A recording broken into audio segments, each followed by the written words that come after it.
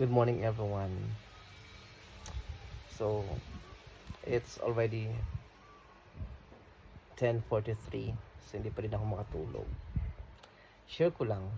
Alam nyo, may mga sitwasyon talaga na may encounter natin na hindi nagme-make sense sa atin, no? Like, nung kahapon, pumunta ako ng Robinson sa Naip. May binili ako sa taas. Pagbaba ko ng ground floor, nagutom ako, so nakakita ko ng siomai. So, tinanong ko, te, may chicken siomai? Kasi chicken lang pwede sa akin kasi bawal ako ng mga red meat. Mataas ang uric acid ko. So, sabi ko, te, may chicken siomai? Meron, sir. Pabili nga, chicken siomai. Sabi ng tindera, kain, sir. So, napaisip ako. Sabi ko, sinagot ko ng pabalang. Hindi, te, aamuyin ko lang yan, te. Hanggang sa makauwi ako ng bahay, gutom ako eh. Amuyin ko lang yan.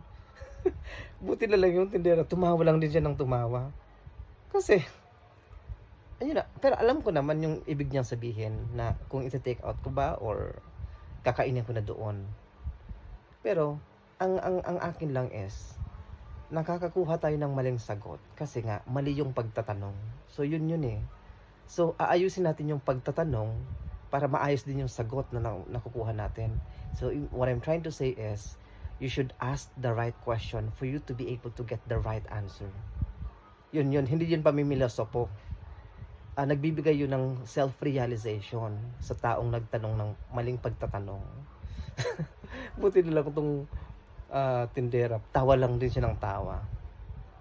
So, yun, medyo imbes na mabad trip siya sa akin kasi yun yung intention ko, yung may ma-realize siya.